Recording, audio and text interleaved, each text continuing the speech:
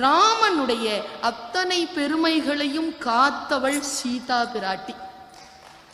அந்த சீதா மட்டும் இல்லைன்னு வச்சுக்கோங்களேன், ஒண்ணுமே கிடையாது.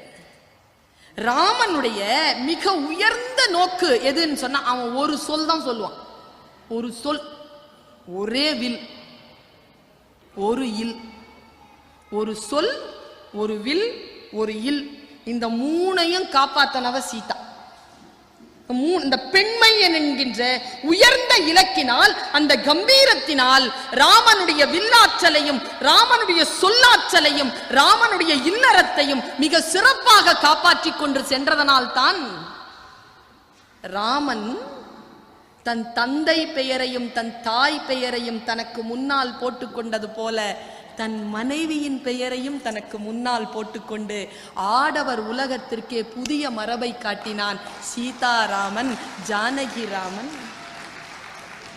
எந்த ஒரு பெண்ணுக்கும் கணவனுக்கோ அப்பாவுக்கோ அந்த பெயர் இல்லாமல் ராமன் என்கின்ற பெயர் பெண் குழந்தைகளுக்கு வைப்பதில்லை.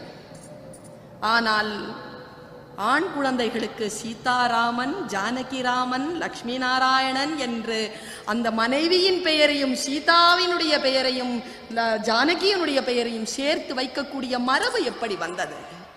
புகழ் புரிந்த இலோர்க்கு இல்லை இகழ்வார் முன் ஏறுபோல் பீடு நடை என்றானே. ராமன் ஏறுபோல் பீடு நடையை போடுவதற்கு சீதா பிராட்டி அந்த இல்லறத்தை காப்பாற்றினாள் இல்லையா? அதுதான்.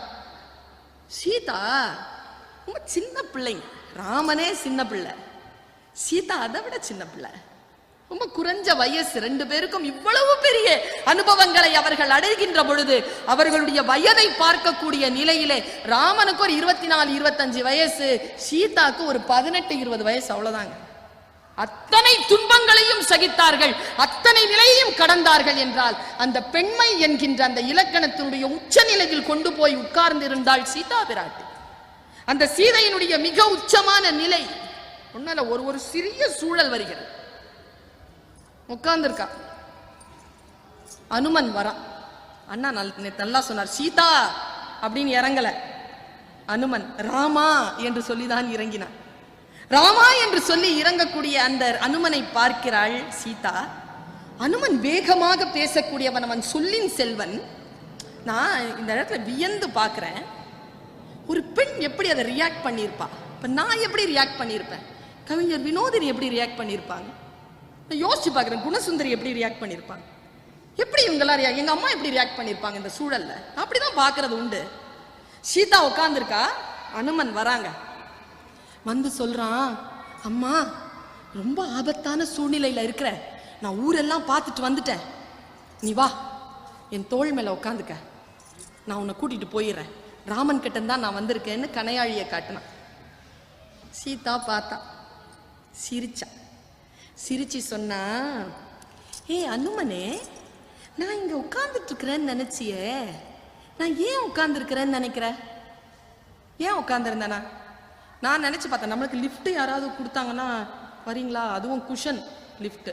அனுமன் பயங்கரமா பறந்து வேற, ஃப்ளைட் வேற, குஷன் இதில் ஃப்ளைட்டில் போகிறதுனா டக்குன்னு ஐயோ எதுக்கு இந்த சூழல், நம்ம ராமன் கிட்ட போயிடலான்னு ஓடி தான் போயிருப்பாங்க எல்லாரும்.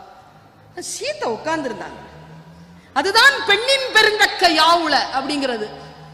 இந்த பெண் பெரியவள் அப்படின்னு காட்டுவதற்கான வாய்ப்புகள் சூழல் வாழ்க்கையில் வருகின்ற பொழுது அந்த வாய்ப்புகளை தவற விடாமல் தன் பெண்மையை நின்று நிலை காட்டக்கூடியவர்கள் தான் உலகத்தில் சரித்திரமாக போற்றப்படுகிறார்கள், மற்றவர்கள் பின்பற்றக்கூடிய வகையில் வாழ்கிறார்கள் என்பதற்கு சீதா பிராட்டி ஒரு உதாரணம்.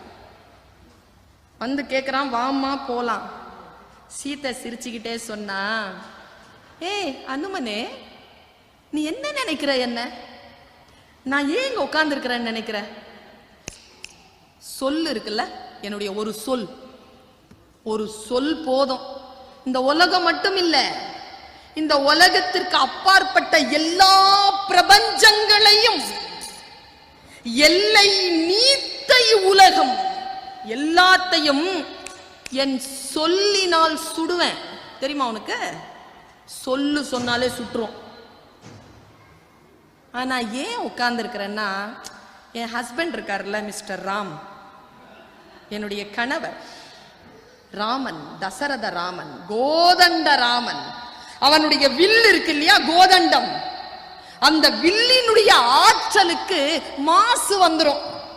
மனைவி அடுத்தவன் பறித்து கொண்டு போனான், இவன் வில்லாற்றல் சிறந்தவனாக இருந்தாலும் தன் வில்லினுடைய வலிமையால் அந்த பெண்ணை கூப்பிட்டு கொண்டு வரவில்லை. அந்த பெண் தானாக வந்து சேர்ந்தாள் என்றால் என்னுடைய கணவனின் வில்லின் ஆற்றலுக்கு மாசு ஏற்படும் என்பதற்காக உட்கார்ந்திருக்கிறேன். எல்லை நீத்த இவ்வுலகம் யாவையும் சொல்லினால் சுடுவேன், தூயவன் வில்லின் ஆற்றலுக்கு மாசு என்று வீசினேன் என்று சொல்லிவிட்டு போனவள் சீதை. அதனால் காப்பாற்றினாள். ராமனுடைய வில்லறத்தை காத்தாள். சொல் அறம், ராமனுடைய சொல் அறத்தை காத்தாள். பெண்ணிற்கான மிகப்பெரிய விளக்கம் எது தெரியுமா? அந்த பெண்ணை சில நேரங்களில் பார்த்தீங்கன்னா, நீங்க உதாரணமா பாருங்களேன். இப்ப குணசுந்தரி அக்காவை பாருங்க, எவ்வளவு வேலை செஞ்சாலும் டயர்டான மாதிரியே தெரியல, ஃப்ரெஷ்ஷா இருக்காங்க. நேத்து அவ்வளவு உடம்பு சரியில்லாம இருந்திருக்காங்க. ஆனா காலையில வெண்பட்டிலே தேவதை போல வந்து அந்த குரூப்ல அப்படியே பாரதி ராஜா படம் எடுக்கும் பொழுது எப்படி மரத்தை சுற்றி அந்த தேவதைகள் சுற்றி கொண்டு இருப்பார்களோ அந்த அளவுக்கு வெண்பட்டிலே வந்து நின்று இருக்கிறார். உண்மையில பார்த்தா பெண் வந்து ஒரு வித்தியாசமான படைப்புங்க. வள்ளுவன் தான் அதை ரொம்ப சூட்சுமத்தை, அந்த உயிர் நாடிய அந்த நரம்ப நரம்ப சொன்னவன் வள்ளுவன் தான். கல்யாணம் பண்றதுக்கு முன்னால எல்லாருக்குமே அந்த 10 குறளையும் விளக்கத்தோட சொல்லி கொடுங்க சொல்றான். அந்த வள்ளுவன் சொல்றான் பாருங்களேன், ஒரு பெண் யார்? தற்காத்து, என்னென்ன வேலை செய்யறா பாருங்க. தற்காத்து, தன் கொண்டான் பேணி, தன்னை யார் கல்யாணம் பண்ணி இருக்கிறானோ அவனையும் காப்பாத்தி, தற்காத்து தன்னை காத்து, தன்னை கொண்டவனையும் காத்து, தகை சான்ற சொல், சொல் காத்து, இவ்வளையும் காப்பாத்தினாலும் சோர்வே இல்லாம இருப்பாளாம், ஃப்ரெஷ்ஷா இருப்பாளாம். தற்காத்து தற்கொண்டார் பேணி, தகை சான்ற சொற்காத்து, சோர்விலாள் பெண். அடுத்த நிலைக்கு அப்படி தூக்கிட்டு போறான் பாருங்களேன். நேத்து தட்சிணாமூர்த்தி சார் வீட்டுக்கு போயிருந்தோம் நாங்கெல்லாம். இங்கதான் கூட்டமெல்லாம் முடிச்சுட்டு தான் போறோம். அந்த அம்மா கொஞ்ச நேரத்தில் நம்ம ஒரு 10 நிமிஷம் 15 நிமிஷம் பேசிட்டு இருந்தவங்க எல்லாத்தையும் தயார் பண்ணிட்டு கொண்டு வந்து வச்சுட்டாங்க. நான் யோசிச்சு பார்த்தேன், ஒரு உதவியும் கேட்கல, தானே எல்லாம். யார் இந்த பெண்? இந்த பெண்மை எது?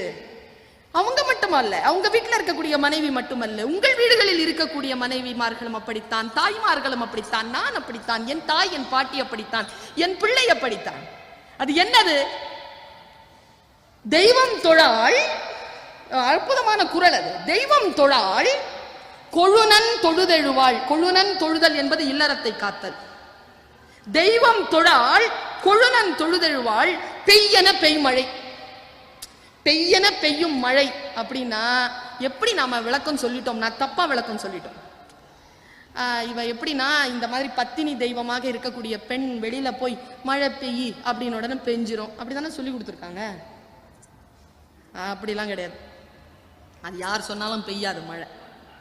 அதற்கான உண்மை விளக்கம் என்ன தெரியுமா? தெய்வம் தொழாள், அவளுக்கு அதெல்லாம் பெரிய விஷயமே இல்லை. பீடன்று அதெல்லாம் பெரிய விஷயமே இல்லை. இல்லறத்தை காக்கக்கூடிய அந்த பெண் பெய் அப்படின்னு சொன்ன உடனே மழை பெஞ்சா எப்படி இருக்குமோ அப்படிப்பட்ட மழையா அந்த பெண். அவகிட்ட போய் நீங்க எது கேட்டாலும் உடனே கிடைக்குங்க. அதான் பெண்மை. அந்த பெண்மையினுடைய பலம், அந்த பெண்மையினுடைய ஆற்றல். அதனால் தான் பெண்ணினுடைய பெயரை தன் பக்கத்திலே போட்டுக்கொண்டு ராமன் அந்த மரபை ஏற்படுத்தினான் என்று நான் சொன்னேன். நெருப்புங்க சீதை. இந்த பெண்மையினுடைய நெருப்பின் உச்சத்தை நெருப்பின் மூலமாகவே காட்டுகிறது கம்பர் காப்பியம். நமக்கு ஒண்ணல்ல, நெருப்புக்கும் சீதைக்கும் தொடர்பு, பெண்மைக்கும் நெருப்புக்கும் தொடர்பு, ரெண்டுத்துக்கும் ஒரு தொடர்பு இருக்கு. ரெண்டும் சூடானது. முதல்ல ராமன் போறேங்கிறான், சீதை இப்படி ஆரம்பிக்கிறான், நின் பிரிவினும் சுடுமோ அப்பெருங்காடு. காடு சுடும்பா, நீ வர முடியாது. உன் பிரிவு தாண்டா எனக்கு சுடும், உன் கூட வந்தா எனக்கு காடெல்லாம் ஒண்ணுமே கிடையாது, உன் பிரிவு தான் சுடும். நின் பிரிவினும் சுடுமோ அப்பெரும் காடு என்று சுடுமோன்னு கேட்டான். அடுத்த நிலையில சுடுவேன் அப்படின்னா எங்க அனுமன் கிட்ட. அனுமனுடைய வால்ல தீ வச்சுட்டாங்க. தீய பார்த்து சொன்னான், ஏ அக்கினியே அவனை சுடல். சுடாத.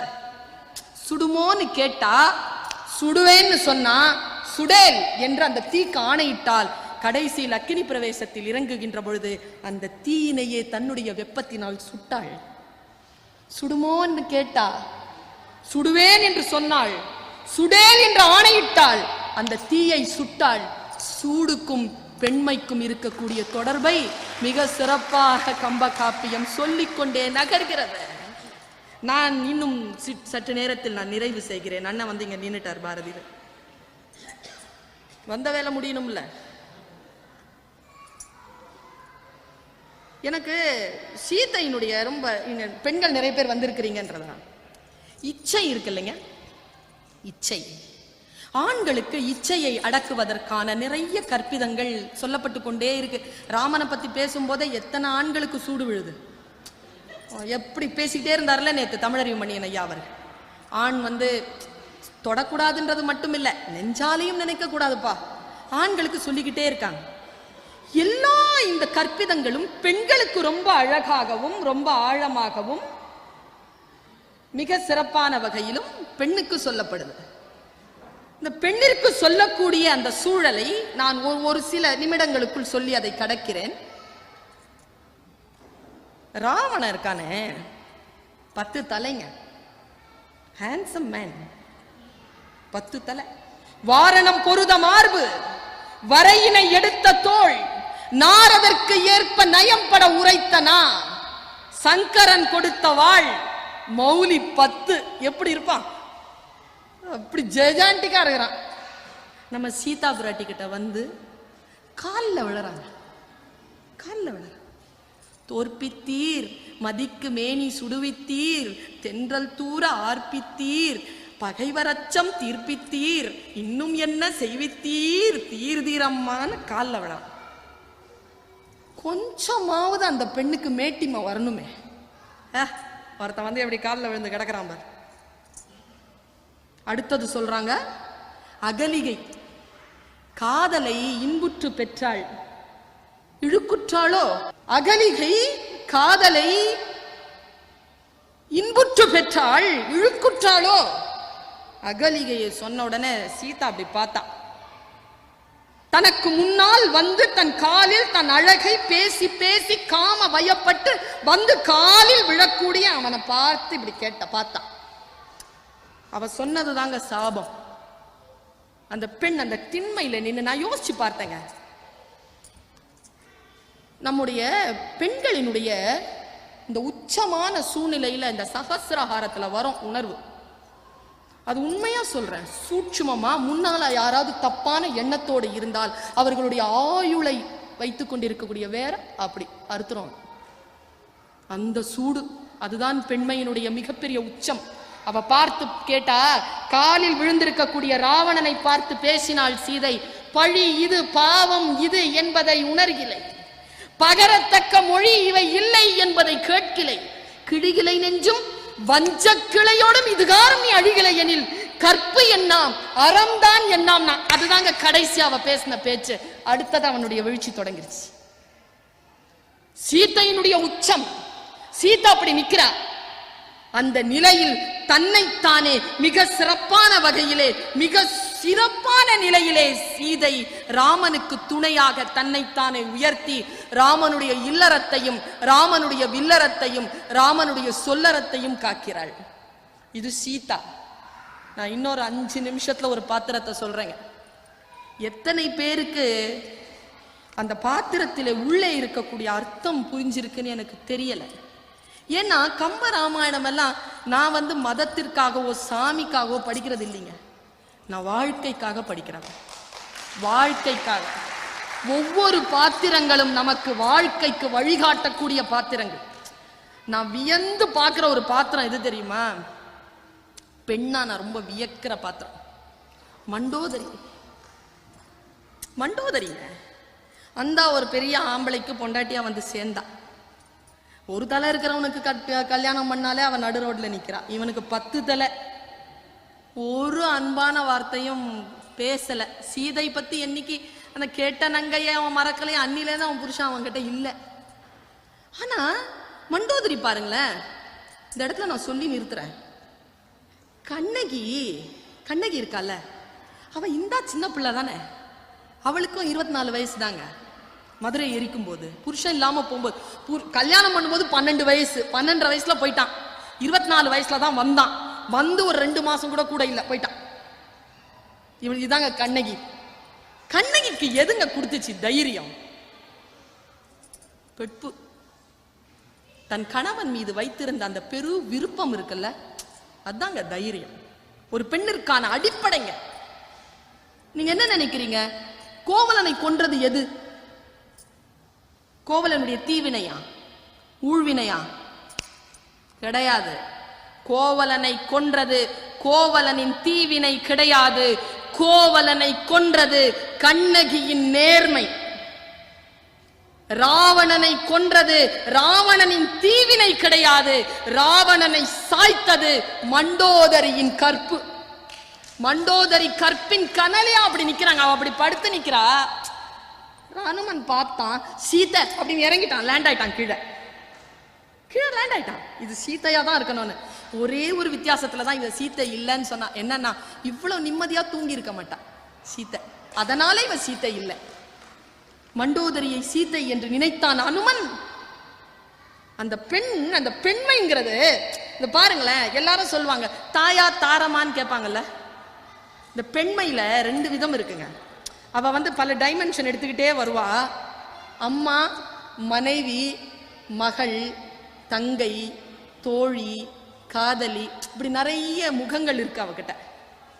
என்ன கேட்டீங்கன்னா, எல்லா இடங்களிலும் ஒவ்வொரு சக்தி நிலை வேலை செஞ்சுக்கிட்டே இருக்கும்.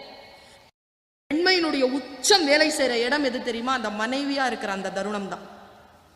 ரொம்ப உச்சமான நிலை. எங்க அம்மா கூட கேட்டாங்க, அம்மா தான் பெரியவ, என்ன மனைவி பெரியவங்கிற நீ? நான் சொன்னேன், இப்போ உங்க பையனுக்கு உடம்பு சரியில்லை, உங்க புருஷனுக்கு உடம்பு சரியில்லை, நீங்க யாரை பார்ப்பீங்கன்னு கேட்டேன். பையனுக்கு தான் கல்யாணம் ஆயிடுச்சே, அவன் பொண்டாட்டி பார்த்துப்பா, என் புருஷனுக்கு வேற யாருக்கா? நான் உங்க அப்பாவை தான் பார்ப்பேன் நாங்க அம்மா. அதான் உண்மை. தாலி கொடிக்காக 1000 தொப்புள் கொடிகளை தியாகம் செய்வாங்க பெண். அது பெண்மையினுடைய உச்சம். அது இந்திரஜித்தன் செத்து கிடக்குறான். அது ராமலிங்க அண்ணா எப்படி சொல்வாரு, நான் ருசிச்சு கேட்டிருக்கேன். இந்திரஜித்தன் செத்து கிடக்குறான். இந்திரஜித்தனை பார்க்குறான் அந்த தாய். பார்த்து, ஐயோ மகனே அப்படியே விழுந்தாளாம். மேல எப்படி விழுந்தானா, ஒரு மலை இருந்தது, அந்த மலையில ஒரு மயில் மோதுற மாதிரி மோதி விழுந்தாளாம் கீழே. விழுந்து பையனை பத்தி தானே பாடலாம், பையனை பத்தி சொல்லிட்டான். பாடிக்கிட்டே கடைசி எங்க தெரியுமா நிறுத்தினா, அரக்கர்த்தம் பறவையெல்லாம் வெஞ்சின மனிதர்க்குள்ள வெகுண்டதே மீண்டதில்லை. அஞ்சினேன் அஞ்சினேன் அச்சீதை எனும் அமுதால் செய்த நஞ்சினால் நாளை இலங்கை வேந்தன் இத்தகைய நன்றோன். அங்க கூட புருஷனை பத்தி தான் கவலைப்பட்டான். சரி, இப்ப புருஷன் விழுந்து கிடக்குறான். இது நான் இந்த செய்தியோட நான் இப்படி நிறுத்துறேன். அங்க கிடக்குறாங்க. அண்ணா சொல்லி கேட்கணும், அந்த இசை குரல் அவருக்கு ஆசீர்வதிக்கப்பட்ட குரல். அப்படி இசையா அவர் சொல்லும் பொழுது நான்லாம் நேரா போர்க்களத்துல தான் நிற்பேன். இப்படி கிடக்குறான். எவ்வளவு பெரிய உருவங்க அப்படி கிடக்குது. ஓடி மேல விழுந்தான். விழுந்து எப்படி விழுந்தான்னா, தரங்க நீர் வேலையில் தடித்து விழுந்தன. தரங்கம்னா மின்னல், கடல், நீர்வேல். அந்த நீர்ல தரங்கம்னா கடல். அப்படி நிக்கிற மாதிரி அந்த மின்னல் விழுந்த மாதிரி, கடல்ல மின்னல் விழுந்த மாதிரி விழுந்தாலாம். இப்ப பாருங்களேன், பையனோட மோதும் போது மலையில மயில் மோதுச்சு. மயில் வேறு மலை வேறு. புருஷன் கடல், மனைவி மின்னல். மின்னல் வேறு கடல் வேறு இல்லை. விழுந்த அப்புறமா ரெண்டும் ஒண்ணுதான். உள்ள அப்படியே விழுந்துட்டான். உள்ள போயிட்டு அப்படியே விழுந்துட்டான். விழுந்துட்டு கம்பன் எழுதுறாங்க பாட்டு. நீங்க இந்த 2 பாட்டு நீங்க படிச்சீங்கன்னா, உண்மையா படிச்சிட்டோம்னா ஆன்மாவிற்குள் ஒலிக்கும் மணி. விழுந்துட்டு அவ புலம்புறாளா, ஏங்கி விழுந்துட்டா.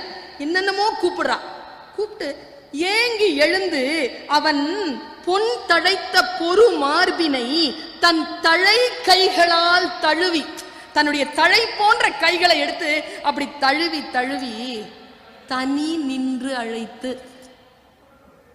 புருஷன் விழுந்திருக்கான், என்ன சொன்னாலும் எந்திரிக்க மாட்டேங்கிறான். என்ன சொன்னா எந்திரிப்பான் இவன்?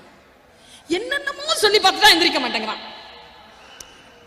தனிமையில் இருக்கின்ற பொழுது தனிமையில இருக்கின்ற பொழுது கணவனுக்கும் மனைவிக்கும் மட்டுமே தெரிந்த ஒரு சில விழிகள் இருக்குல்ல, மனைவி கணவனையும் கணவன் மனைவியையும் அழைத்துக் கொள்ளுகின்ற விழி. தனிமையில் தான் தன் கணவனை அழைக்கின்ற அந்த பெயர் சொல்லி அழைத்தாளாம்.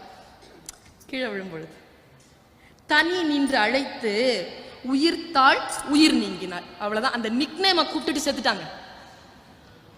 அவ புலம்புற அந்த பாடல்கள் எல்லாம் நீங்க படிச்சீங்கன்னா அது ஒப்பாரிக்குன்னே கம்பனுக்கு தனி டாக்டரேட்டே கொடுக்கலாம். தனி அந்த ஒவ்வொரு ஒப்பாரியும் எடுத்தீங்கன்னா அதுல அந்த மண்டோதரி சொல்றதை நீங்க எல்லாருமே கேட்டிருப்பீங்க, 10 ஆண்டுகளாக கேட்டுக்கொண்டிருக்கிறீர்கள். அவன் ரொம்ப அழகான ஒரு பாட்டு. அது பிரிச்சு பாத்தீங்கன்னா அப்படியே காட்சியா விரியும். வெள்ளெருக்கன் சடைமுடியான் வெற்பெடுத்த திருமேனி, அந்த வெள்ளெருக்கன் சடைமுடியானுடைய மலையை எடுத்த அந்த திருமேனி மேலும் கீழும் எள்ளிருக்கும் இடமின்றி உயிர் இருக்கும் இடம் நாடி இழைத்தவாரோ. ராமனுடைய அம்பு எல்லாத்தையும் தொலைச்சிருச்சான் போய். எப்படி எழுதுறான் பாருங்க. வெள்ளரிக்கன் சடைமுடியான் வெற்பெடுத்த திருமேனி மேலும் கீழும் எள்ளிருக்கும் இடமின்றி உயிர் இருக்கும் இடம் நாடி இழைத்தவாரோ. கள்ளிருக்கும் மலர் கூந்தல் ஜானகி. எனக்கு மலர் போயிருச்சு, என் மலர் போயிருச்சு, என் கூந்தல்ல இனி மலர் இல்லை. ஆனா ராமன் உயிரோட இருக்கிறான், சீதா உயிரோட இருக்கிறான். சீதைக்கு தலையில பூ வச்சுக்கிற அனுமதி உண்டு. அவன் அங்க புலம்புறா பாருங்க. கள்ளிருக்கும் மலர் கூந்தல் ஜானகியை மனச்சிறையில் கறந்த காதல் உள்ளிருக்கும் என நினைந்து உடற்புகுந்து தடவியதோ ஒருவன் வாழி.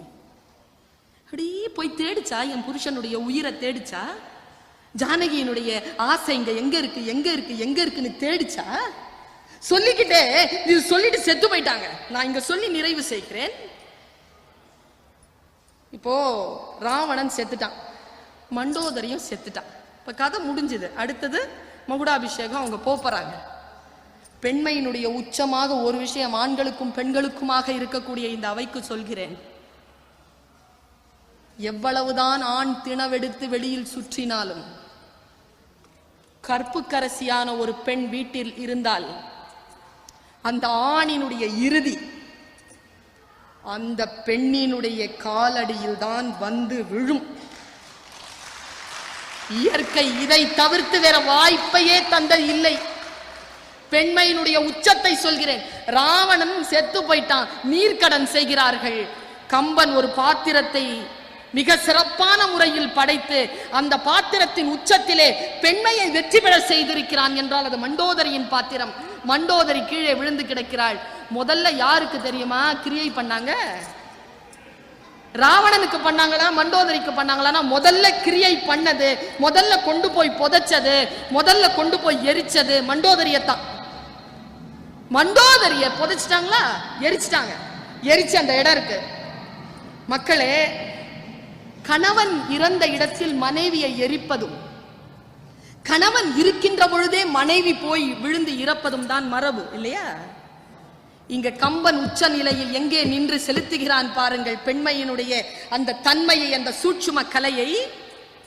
மயன் மகள் எங்கே அடங்கினாளோ, மயன் மகள் அடங்கிய அந்த இடத்தில் அதற்கு மேலேதான் ராவணனை வைத்து புதைத்தார்கள், ராவணனை வைத்து அடக்கம் செய்தார்கள் என்ற நிலையில் இறுதியாக ஒரு ஆண் சாந்தம் அடையக்கூடிய ஒரு நிலையாக தான் மிக சரியான முறையில் கைப்பிடித்து இருக்கக்கூடிய அந்த மனைவியினுடைய ஆத்மாவோடுதான் என்று சொல்லி நிறைவு செய்கின்ற இந்த நிலையில் கம்பனில் பெண்மை என்கின்ற தலைப்பில் என்னையும் ஒரு பொருளாக மதித்து சில நிமிடங்கள் பேசுவதற்கு வாய்ப்பு தந்தமை